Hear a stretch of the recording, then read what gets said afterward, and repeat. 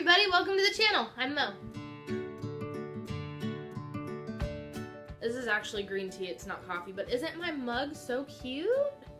I love it. Alright, today I'm coming at you guys with a book tag. I'm going to be doing the 7 Deadly Sins book tag, and it was created by Bookishly Maliza. I think that's how you pronounce the name. I'm not 100% positive. If I butchered it, I'm so sorry, but I'm really excited. And I don't know if you will notice, but I got new bookshelves.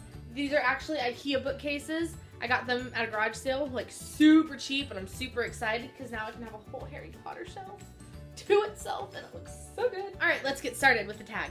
Number 1 is Greed, and that is most expensive book you own and least expensive book you own. This is the most expensive book that I own, and it's not like an actual like book. It's like a filmmaking journey, page to screen for Harry Potter, and I'm obsessed with this. I got it for Christmas like 3 or 4 years ago, and it's my pride and joy, and I love it. And I think the back says it costs $75, so yeah, that's super expensive, but I love it.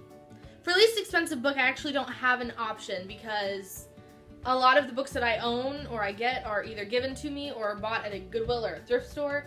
Therefore, they all range from free to like $1.99. So I'd have to take down like half of my shelf to show you, and I don't want to do that. Number 2 is Wrath. What author do you have a love-hate relationship with? And this one was hard for me because I really don't have an author that I hate. But the author that I do have the most difficult time with books is probably John Green. I have The Fault in Our Stars, and I read it, and it's one of my favorite books of all time. Like, this book destroyed me, and it was so good. But I tried to read the rest of his books, and they all fell flat for me. Like, nothing could surpass the love I had for The Fault in Our Stars. So I'm gonna pick John Green for this one. Sorry, John. Number 3 is Gluttony. What book or books have you devoured many times? And I've mentioned it before on the channel. I am a firm believer in rereading books. I reread almost all of my books, but the ones that I have reread the most: Sweetly by Jackson Pierce, the Night World series by L.J. Smith, and the Dark Secrets series by Elizabeth Chandler. Those are the 3 book series that I consider my comfort series. When I'm having a bad day or when I'm in a slump and I need something familiar and something comforting to read, I will pick up one of those 3 book series and read them, and sometimes it really does the trick in getting me back into the reading mode. Number 4 is Sloth, which is my favorite animal behind the elephant, but that's besides the point. And this question is, what books or series have you neglected out of laziness? I am a firm procrastinator. Usually if I can avoid doing something, I will. So there are quite a few books that I have avoided reading simply because I didn't feel like it. But one that stands out is The Darkest Minds by Alexandra Bracken. Now, I had these books, or book per se, I bought the first one first. I had this book on my bookcase for months, and I kept saying, okay, you should read this, okay, you should read this, okay, seriously, Mo, you need to read this.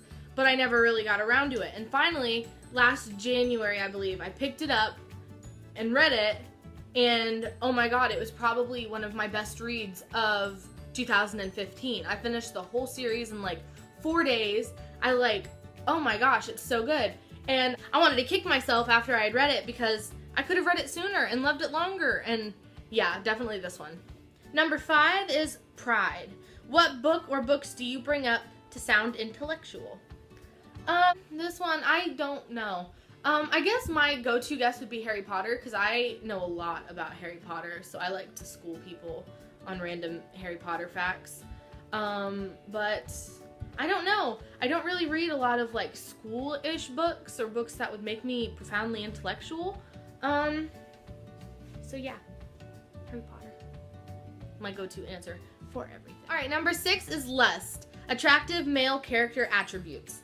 I was confused at first when I read this question because I was not sure if it meant male characters from books that I found attractive, because that is a very long list and we do not have time for that. I do not have time to stand here and talk about all of the guys in the books that I like. We'll be here for a long time, let's just face it. And then I realized that it meant like what characteristics make up an attractive male character.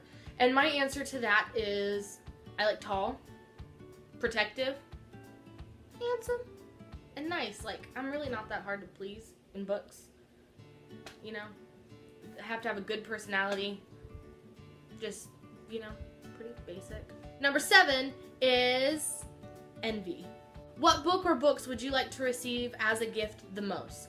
For this one, my answer is pretty much any book. Give me any book. I would love to receive any book. I'm not picky.